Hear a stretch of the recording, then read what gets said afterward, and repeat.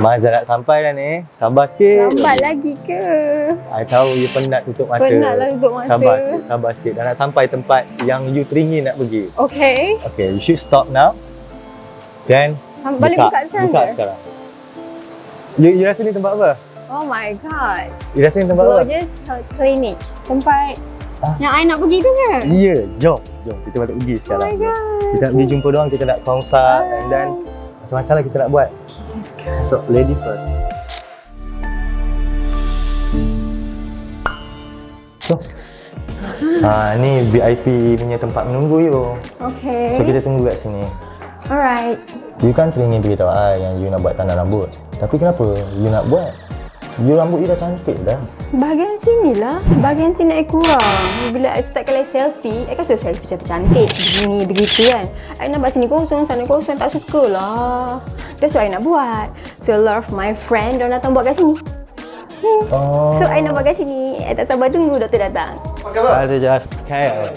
Hai. Master. Okey. Untuk muka seorang perempuan kalau dia yang cantik, apakah dia punya ciri-ciri dia. Yang penting dari sini ke sini, sini ke sini dia ada dia punya nisbah. Oh. Doktor desainkan lah, doktor desainkan lah. Saya tak Doktor feel Boleh.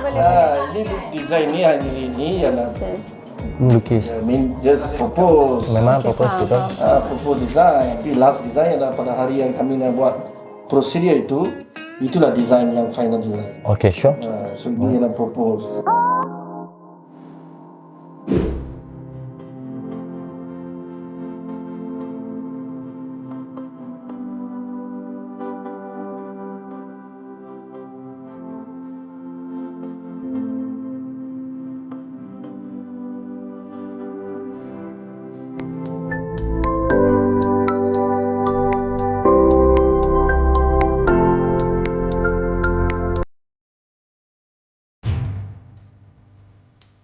Ya, kita baru habis melukiskan design dan design inilah dipanggil the flower shape, design bunga yang dalam trend sekarang. Daripada referral point di sini ke atas ialah 5.5.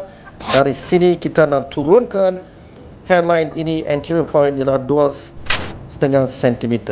Inilah the flower shape. Inilah sebelah kanan dan inilah sebelah kiri di sini.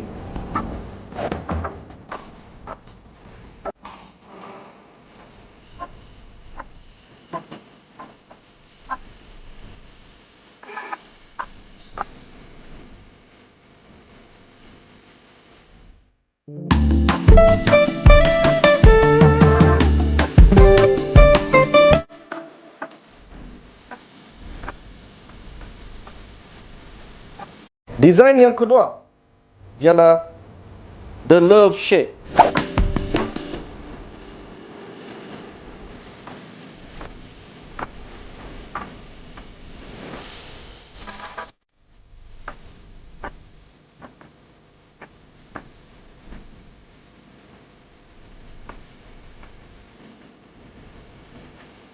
So sekarang patient akan buat pilihan sama ada dia nak the flower shape ataupun the love shape ataupun dia nak dua sekali. Itulah the hybrid.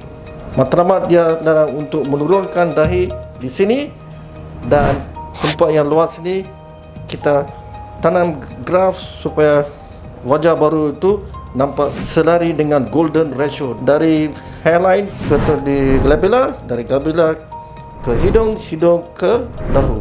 I sangat suka, I sangat berpuas hati. Doktor dia memang sangat profesional. Dia design saya few pattern like a flower, lepas tu berbentuk love. Dan I sangat suka. Sampai sekarang I tak padam lagi tau. I nak balik, I rasa I balik macam ni je lah. I tak payah padam sebab I suka sangat. And I choose